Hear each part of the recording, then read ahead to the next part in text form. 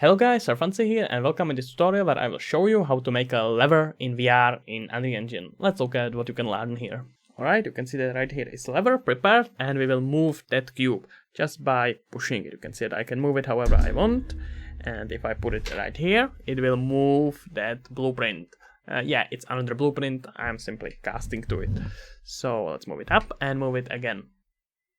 Okay, that's pretty much what it does, so let's get to it. Alright, so as always, I am in motion controller map in VR preset VR template from Unreal Engine. So let's get to lever content. Let's go to virtual reality BP and blueprints, and right here we have BP pickup cube, and this time we will copy it. Just click on Ctrl C and here we will have a new folder. Oh no, I actually have here a new folder called lever and Ctrl V. And you can see in the new folder I have prepared some assets that we will use.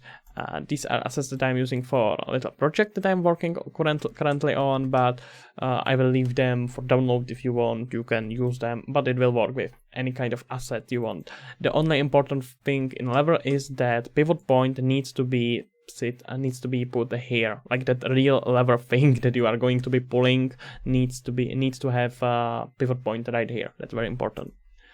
If you are by any chance not familiar with what pivot point is, that's basically this point from which you are moving it, and most importantly which you are rotating it from. Okay, so let's open a BP pickup cube. You know what, firstly let's just delete this all. Event drop, we won't need it, we won't be dropping anything.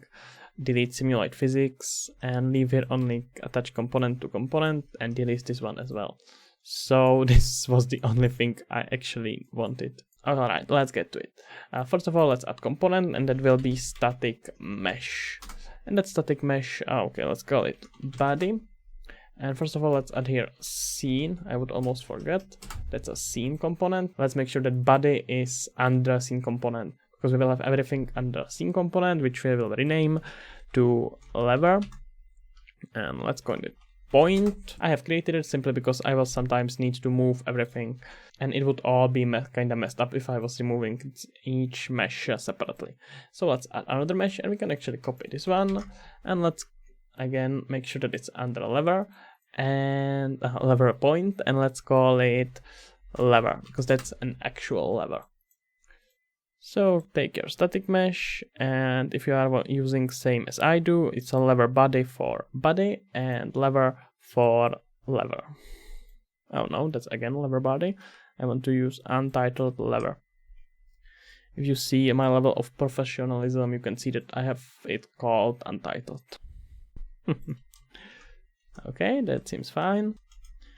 Again, let's decrease camera speed so I can move around more freely. And now you can take your lever point and move it a little bit like this. Okay, let's put it in here and rename it all to lever underscore BP. That seems fine, but it's all kinda small. So first of all, let's rotate it, and this time we will do it with these static meshes. So let's rotate X about 90 degrees again with a lever, and make sure that you move lever where it should be. And it seems that it's a little bit more down, so let's move it up. Okay, that's fine. Now take that lever point and put it all here. And as I said, it's a little bit small, so to change it, let's take our static mesh component, because everything is under it, it's inherited, and set it to 0.5. Okay, but first of all, let's set this little lock here and change it to 0.5, because now it will change all of them at the same time. Now if you look at it, it seems to have just the right scale. Yeah, let's put it here and get to some actual coding. And we will take our event pickup and connect it right to attach component to component. And that of course it doesn't work now, because we haven't connected anything, but for that we will actually have to, you know what, let's go back and not connect it and primarily not compile it yet, because we need to first of all add here new component. That component will be mesh, and it actually will be just cube. Let's do cube, put it right here, scale it down a little bit more, and also it needs to be under lever point. And let's try to have approximately same size as with this one.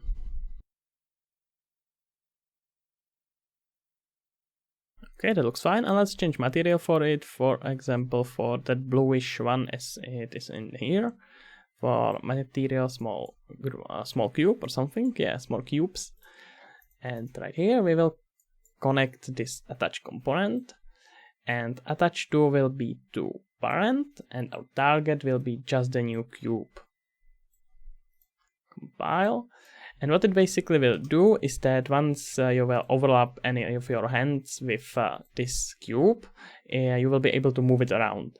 You may be asking, why are we doing it? Because we don't need to move this, right? And the thing is that we will actually take position of this, convert it to basically rotation for this, and rotate this lever based on how much you move this cube. I know it's pretty hacky way, but it works for now. So let's continue with it. For that we will need event kick, connect it, and we will set world rotation, and we will set it for our lever. Now first of all, let's take this lever and take it from get world rotation. Split it, right click and split structure pin. And again do it here.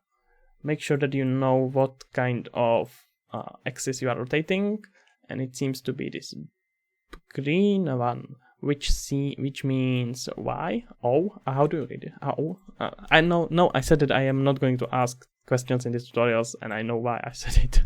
So let's just connect with this one. First of all, we need to figure out where is this original location, and for that we will need one more actor, and that will be just simple arrow. And for now, let's let it be visible, which means not hidden in the game. Okay, move it up, and make sure that it has pretty much same coordinates as it actually needs to have exactly same coordinates as this cube. Oh, this one. So first of all, let's put it under a lever point, and now just copy coordinates over here into arrow. Okay, that's fine. And now when it is done, let's put this arrow under a lever, because we want it to move at the same time as the lever moves. Because look at that, if you rotate it, it should move. Wonderful. Okay, compile and go to event graph, and now let's take coordinates of this arrow. So get world location, and then let's take coordinates of cube. Again, get world location and set it to minus, because we want to minus vector because we want to take this location of this arrow and compare it with location of this cube. Okay, it should be fine. Now right click on this and split structure pin, because we want to use only X factor, which means how much you pull it in this way. Okay, and let's set it here to plus float, and our first one, let's connect it to this Y axis and this to X axis, and now we can finally connect it right here. But one more thing, because we would go crazy, is to add here clamp. So let's put here clamp, float, and minimum will be, let's say, -60. You can go -60 on one way and +60 on other way. Let's put it here. And just so we can test it all, let's add here just this test button, which means print. To be completely honest, I use print string to test almost everything, especially when I'm working in VR, so definitely use this to debug whatever you want, whatever you can. Okay, and let's test it in VR, but before that, there are two things I want to tell you. First of all, did you already press the like button? I am not doing this for free. And when we are talking about doing this for free, I have a Patreon account. So if you want project files or just support me in any way, you can look in the description. There is link for my Patreon, and also there is link for these assets just for free if you want to use them and follow them just like that. So that's about it. Let's test it. Alright, now in game, you can see that I'm a bit up. Ignore that. I have been playing with this project way more than I should have. And let's... Okay, sorry, my microphone. So let's put hand over this and press grip button. And now we can see as I am moving it, this lever moves as well. The problem is that if I release it, it still moves. So that's the thing we will need to fix right now. Alright, everything seems to work except you can't really get rid of this blue cube. So for that, the problem is that we can't actually use event drop or function drop, interface drop. There it is. It won't work. I actually haven't figured out why, it just doesn't work.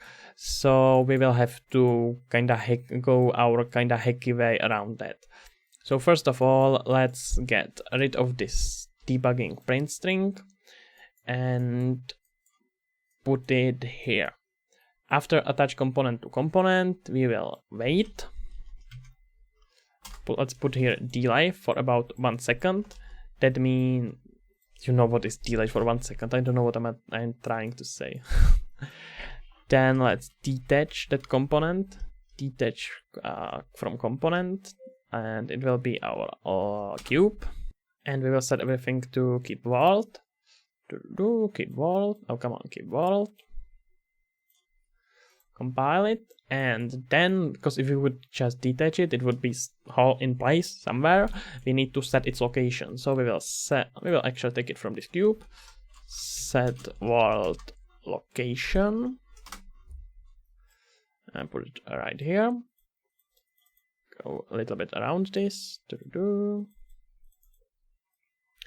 And the funny thing is that we already have this location, because that location is location of this arrow.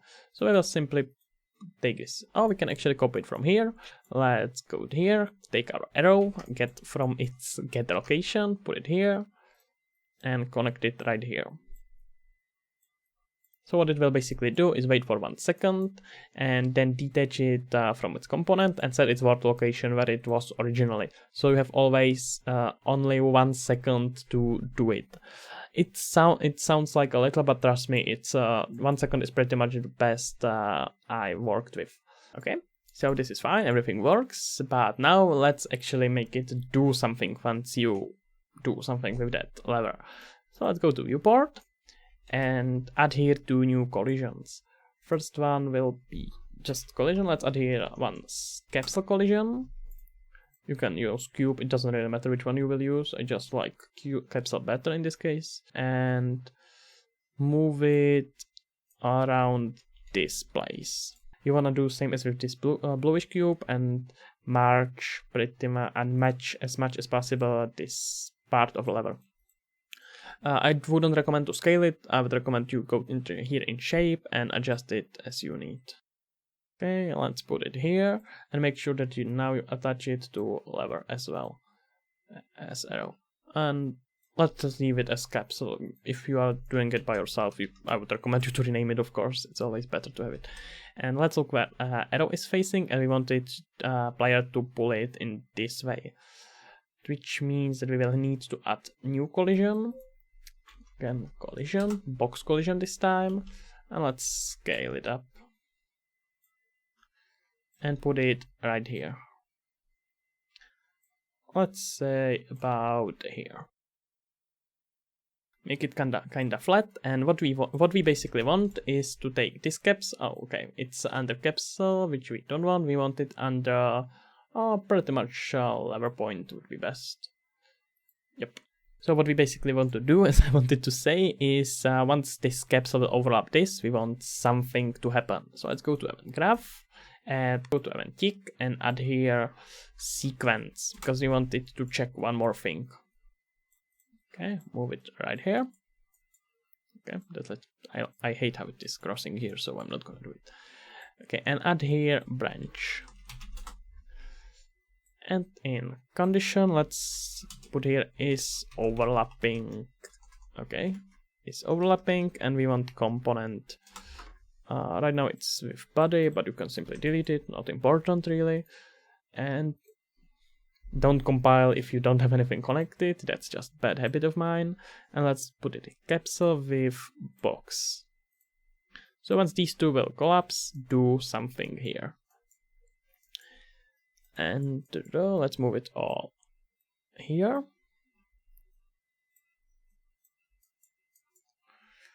And what we will do is to actually do something. Let's add here a new blueprint, just really quickly. Call it that. Okay, that was really stupid. I don't know why I said it, or why I did it. Let's put here, I don't know, call it just box for whatever the reason. Put here box because it is box. And put it right here. Let's go to event graph, right click, create here custom event, add custom event, let's call it fly up, because we will let it fly up as you have guessed. Add here, no, we will actually move component 2, let's connect our cube to component, get its location, and make sure that you have relative, and we will use transform actually, split structure pin, connect rotation as it is, split location on both sides, and connect. And I want to go with which axis, not that it really matters, Z. So let's connect Y and X, and Z set to plus, I don't know, 50. I'm afraid that it will be a little bit too little, but let's try it. Just to quickly test it, let's put it into move, into begin play, and quickly simulate it, if just to know what it does here. Let's set it to 200 and over time of 3 seconds, so we can actually really observe it. Yep, seems fine. That's what we will set up with this lever. Again, edit box and disconnect from event begin play. We don't want to do it every time. Okay, now take our lever, edit BP, and right here we will get actor of class, set it to box. If you don't want to do any casting, for example, if you want save performance, you can also do this all in this blueprint of lever. But in that case, you would probably use it only for one specific function. Right now, you can use it for whatever you want if you're casting to other blueprints. And we want to use that function, which was fly up, I believe. Come on, fly up, yep. But there is a problem that it would cast it all the time, and that would be very performance heavy. So what we want to do is to put here do once. And what that basically means is once it will overlap, do this only once, don't do it as many times as event tick happens, just do it once, and then we will connect false to reset, which means once it is not overlapping, it will reset it and you can overlap it again. So that should pretty much work as I think. Okay, let's test it in VR.